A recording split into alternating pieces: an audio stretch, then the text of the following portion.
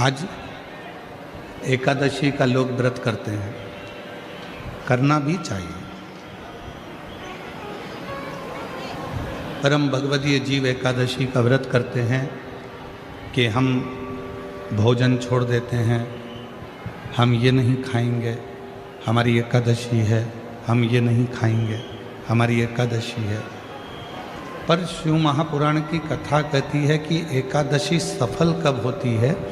जब आपकी 5 कर्मेंद्री, 5 ज्ञानेंद्री और 1 मन ये आपके कंट्रोल में हो, तो समझ लो कि एकादशी पूर्ण हो गई और एकादशी का फल आपको प्राप्त हो गया।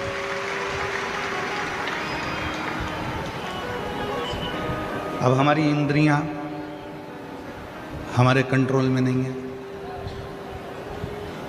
नेत्र गलत देख रहे हैं, जिह्वा गलत बोल रही है, कान गलत सुन रहे हैं, श्रवण शक्ति गलत जगह जा रहा है, नेत्र गलत जगह जा रहा है, जिह्वा गलत बोल रही है। जब ये हमारी इंद्रियां हमारे कंट्रोल में नहीं होंगी, जब ये हमारी इंद्रियां हमारे संयम में नहीं होंगी, तो हम कितना भी व्रत कर लें, हम कितना भी उपवास कर लें, हम चाहे कितने भी भूखे रह लें, तो भी उस व्रत का फल नहीं मिलेगा। व्रत का फल कब मिलता है? जब हमारी इंद्रियां हमारे काबू में हो। कि नेत्र दिए रे तूने दाता बन के, नेत्र दिए रे तूने दाता बन के, और कभी नहीं दरस कियो दयालु मैंने अवगुण बहुत कियो, अवगुण बहुत कियो, दयालु मैंने अवगुण बहुत कियो।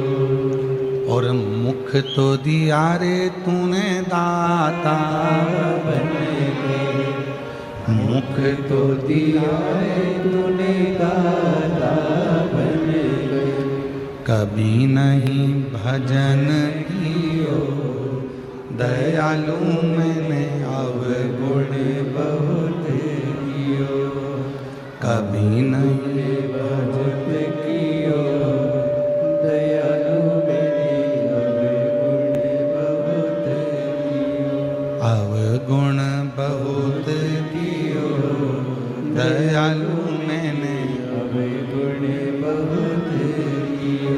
ये संसार सागर में आने के बाद यदि मैंने अपनी इंद्रियों को संयमित नहीं किया, संसार सागर में आने के बाद हमने अगर अपनी इंद्रियों को काबू में नहीं किया, तो फिर ये मानव का देह बेकार है, फिर ये मानव का देह बेकार। अगर हम अपनी इंद्रियों को काबू ना कर पाए, प्रेशर खोलो, प्रेशर नहीं आ रहा, अंदर भी नहीं आ रहा, बाहर भी नहीं आ रहा, अपनी इंद्रियों को काबू करा, तो समझो कि हमने एकादशी का व्रत किया। कई लोग प्रदोष का व्रत करते हैं, हम उनसे कहते हैं कि आपने अपने कितने दोषों को समाप्त कर दिया। प्रदोष का व्रत कब सफल है? जब आप अपने दोषों को समाप्त करो। मैं गुस्सा नहीं करूंगा, गलत व्यसन नहीं करूंगा, गलत बात नहीं बोलूंगा, गलत चीज नहीं खाऊंगा, अपने दोषों को समाप्त करो। और जब हम अपने दोषों को समाप्त करते हैं, जब हम अपने दोषों को बिल्कुल शून्य पर लाकर छोड़ देते हैं, तो समझो कि हमारा प्रदोष का व्रत सफल हुआ। तब समझें कि हमने प्रदोष का व्रत किया। हमारे भीतर के दोष समाप्त नहीं हो रहा है, और हम सोचें कि व्रत कर लें उससे भगवान राजी हो जाएगा, नहीं हो सकता। बोल बम का नारा है, सारी समस्या का हल श्री शिवाय, श्री शिवाय। अपने भीतर के दोष को जिस दिन हमने समाप्त किया उस दिन परमात्मा हमको मिले। भक्ति, विश्वास, ये दो चीजें हैं। कितनी भी भक्ति कर लो, कितना भी भजन कर लो, कितना भी कीर्तन कर लो, कितना भी मंत्र जाप कर लो, कितना भी स्मरण कर लो, अगर तुम्हारा विश्वास तुम्हारे परमात्मा के प्रति नहीं है तो फिर तुम्हारा कीर्तन करना, तुम्हारा भजन करना, तुम्हारी भक्ति करना बेकार। पर यदि तुमने विश्वास पूर्ण कर लिया, उसके ऊपर संपूर्ण अपना जीवन का भार सौंप दिया, फिर तुम कहीं जाओ ना जाओ, वो परमात्मा तुम्हें स्वीकार कर ले। आज से 25 साल पहले का एक टीवी पर एड चलता था। 25 साल पहले, 20 साल पहले आप लोगों ने भी बहुत टीवी पर नाटक देखे होंगे, चित्रहार देखा होगा, और बहुत सारी वीडियो आती थी, मूवियाँ आती थी, सब देखते थे अलग अलग चैनल पर। ईमानदारी से बोलना, आपने भी ये वाला सुबेरे सुबेरे श्रीयंत्र बेचने वाले भी टीवी पर ऐड देते थे, बोलो सही है कि गलत है?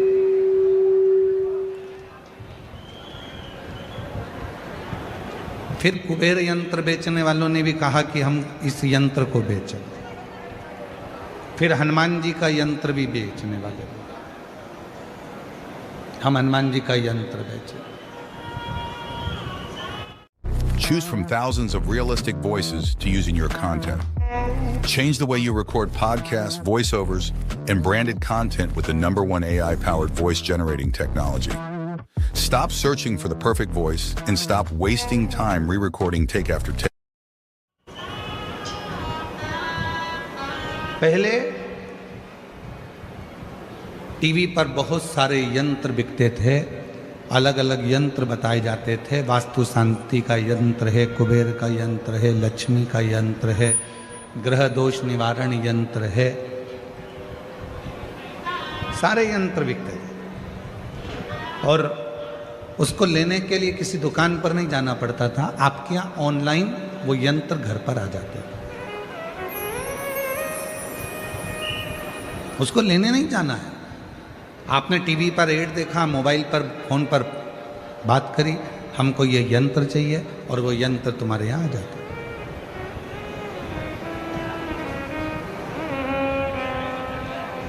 कई लोगों के घर में भी यंत्र होंगे, कई लोगों ने पूर्व में वो उन यंत्रों को बुलवाया भी होगा।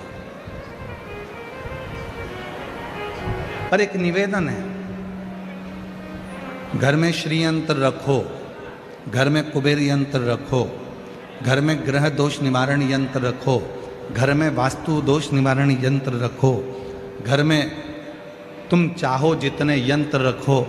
वो यंत्र कब काम करेंगे? वो यंत्र कब काम करते हैं?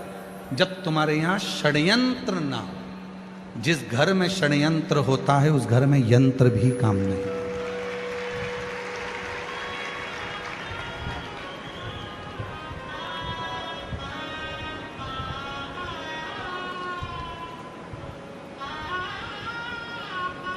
इतना षड्यंत्र घर के अंदर चलता है, कोई ये भड़काएगा, कोई वो भड़काएगा, कोई कुछ कहकर जाएगा, कोई कुछ कहकर जाएगा, कोई कुछ बोल कर जाएगा। भाई भाई में षड्यंत्र चल रहा है, बहन भाई में षड्यंत्र चल रहा है, बहू सास में षड्यंत्र चल रहा है, देवरानी जेठानी में षड्यंत्र चल रहा है, पड़ोसी अड़ोसी धड़ोसी सब में षड्यंत्र चल रहा है। अब ईमानदारी से बोलो, इतने षड्यंत्र यदि घर में इतने षड्यंत्र चलेंगे तो कोई यंत्र तुम्हारे यहाँ काम करेगा? अरे बोलो तो जम के, नहीं कर सकते। षड्यंत्र घर में चलना बंद हो जाए, बहू सास का षड्यंत्र चलना बंद हो जाए, ननंद भाभी का षड्यंत्र चलना बंद हो जाए, बेटी माँ का षड्यंत्र चलना बंद हो जाए, बाप बेटे का षड्यंत्र चलना बंद हो जाए, भाई भाई का षड्यंत्र चलना बंद हो जाए, रिश्तेदारों का एक दूसरे के प्रति षड्यंत्र चलना बंद हो जाए। जो ये षड्यंत्र चलता है तो कोई यंत्र भी काम नहीं करता। यंत्र कब काम करेगा? जब आप षड्यंत्र से दूर हो।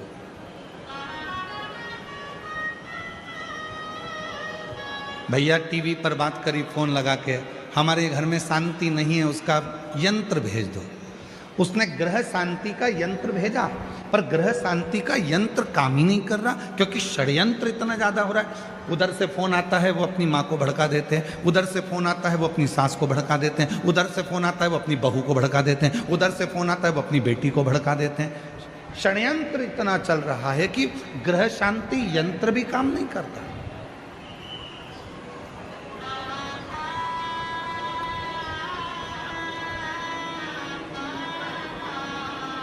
वो ग्रह शांति यंत्र भी काम नहीं करेगा अगर षड्यंत्र है।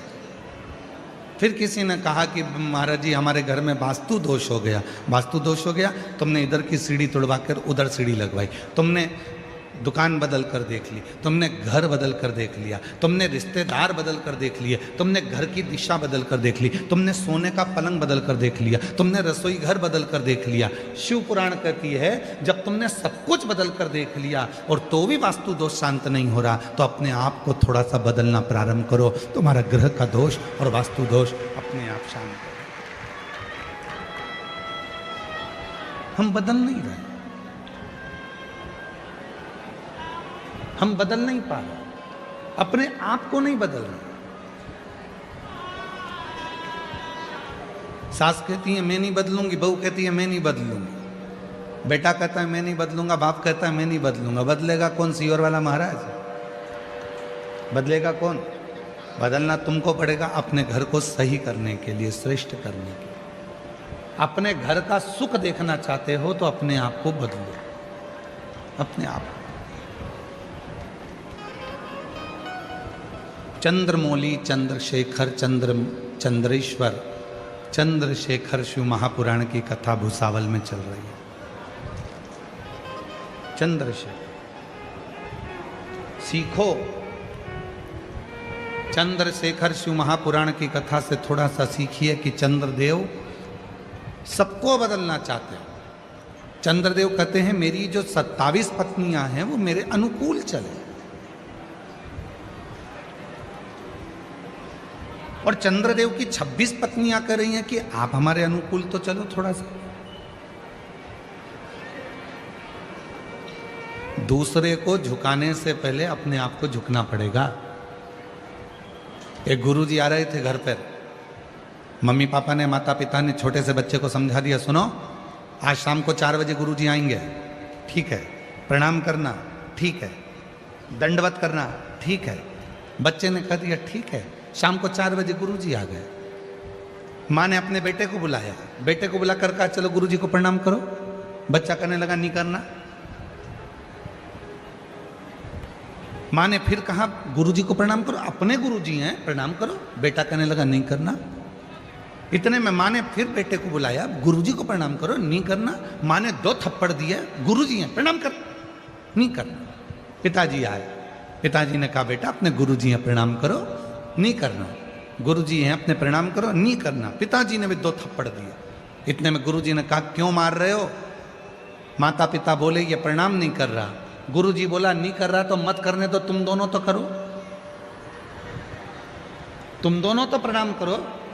और जैसे ही माता पिता ने झुककर प्रणाम करा, इतने में बच्चे ने साष्टांग दंडवत कर लिया।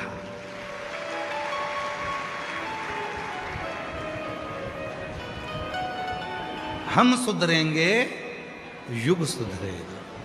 हम बदलेंगे, जम के बोलो, जम के, युग बदलेगा। गायत्री परिवार वाले कहते हैं हम सुधरेंगे, युग सुधरेगा। हम बदलेंगे, युग बदलेगा। कब बदलेगा? जब हम बदलेंगे। कब सुधरेगा? जब हम सुधरेंगे। और हम क्या कर रहे हैं? बहू को सुधारने का प्रयास कर रहे हैं। हम क्या कर रहे हैं? सास को सुधारने का प्रयास कर रहे हैं। हम क्या कर रहे हैं? बेटे को सुधारने का प्रयास कर रहे हैं। हम क्या कर रहे हैं? बाप को सुधारने का प्रयास कर रहे हैं। हम क्या कर रहे हैं? भाई को सुधारने का प्रयास कर रहे हैं। हम क्या कर रहे हैं? बहन को सुधारने का प्रयास कर रहे हैं। सबको सुधारने का प्रयास करा, पहले अपने आप को सुधारा।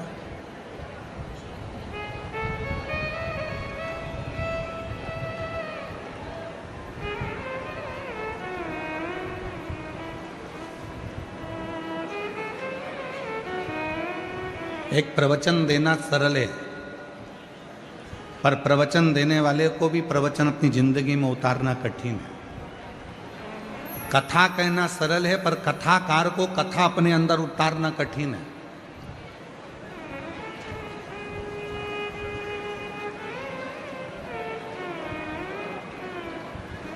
आज के जमाने में ढेर सारे कथाकार मिल जाएंगे, आपको कथा भी कहते हैं, पर वो कथा अपने जीवन में उतारते कितनी है? कितना उतारते?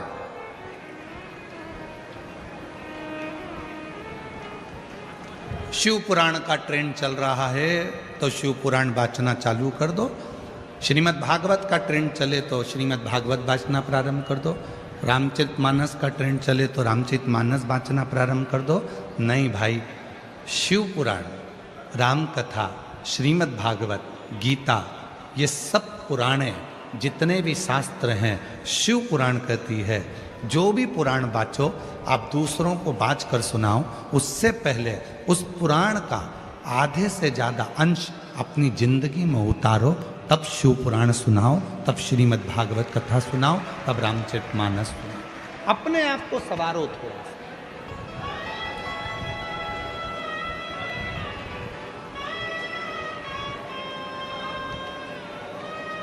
कितना सुंदर प्रसंग है। एक पंडित जी कथा सुनाने गए। कथा में वो बोल रहे थे कि भव सागर से पार उतरना है तो भगवान शिव का नाम लेना पड़ेगा। नमः शिवाय जपो, श्री शिवाय नमस्तुभ्यम बोलो, ओम नमः शिवाय जपो। 3 महिलाओं ने बात सुन ली और तीनों महिला सिर पे अपने माखन की मटकी, दूध की मटकी लेकर दूसरे गांव में दूध बेचने जाती थी। बीच में नदी पड़ती थी। तीनों महिला रोज नाव वाले को बुलाती थी, नाव वाले को थोड़ा सा पैसा देती और उस पार उतर कर दूध बेचकर आ जाती। तीनों महिलाओं ने नाव वाले को बुलाया। इतने में एक महिला ने कहा कि अभी गुरुजी के मुख से सुना था, भव सागर से पार उतरना है तो भगवान का नाम लो।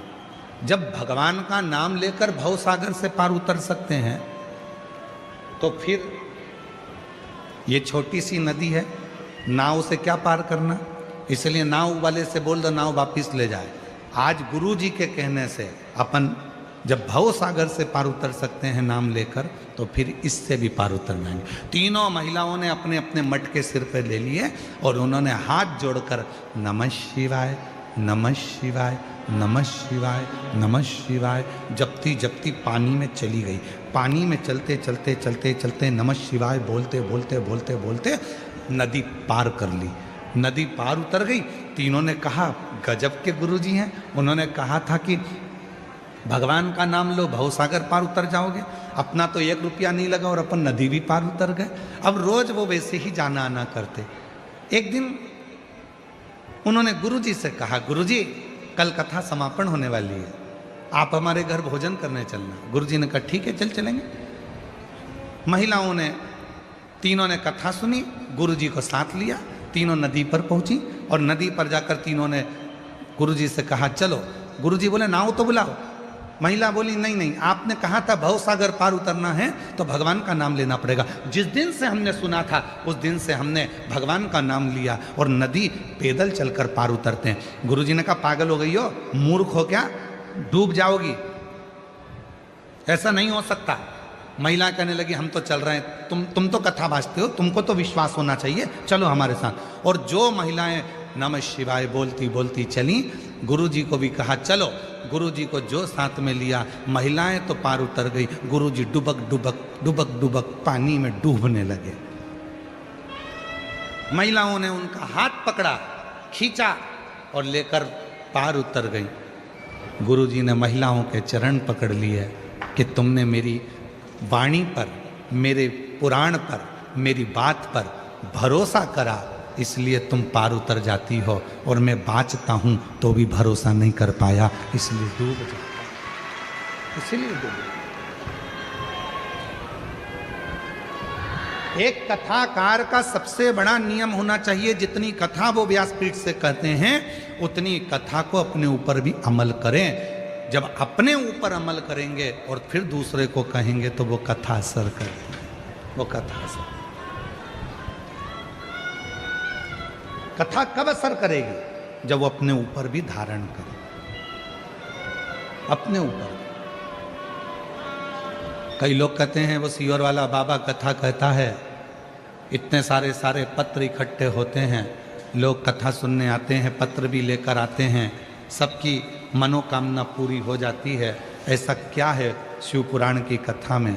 हम कहते हैं कथा वाचने से पहले अपने ऊपर अमल करो। जितनी बातें शिव महापुराण में कही जाती है इस व्यासपीठ से, उतनी हमारे ऊपर भी पूरी पूरी अमल करते हैं, तब आपको व्यासपीठ पर आकर कहते हैं, तब स्वयं अमल करो।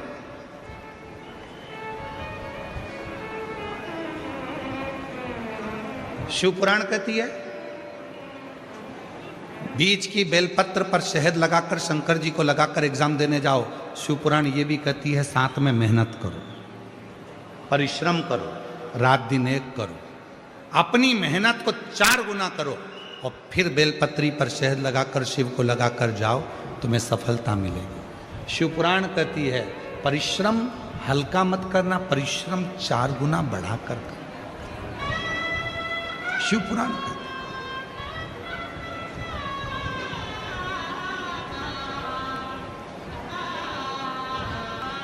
मेहनत करी आप लोगों ने यहां आने में, पार्किंग में गाड़ी रोक दी, सिर पर बैग रख लिया, लेकर चल दिए पैदल पैदल पैदल पैदल। परिश्रम करा आपने, मेहनत करी आपने, तो आप कथा के पंडाल तक पहुंचे हो।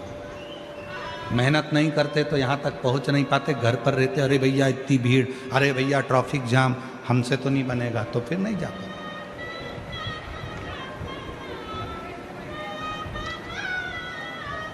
वैष्णो देवी कौन कौन गया है? सब गए? रखो। सप्तशृंगी माता के मंदिर कौन कौन गया है?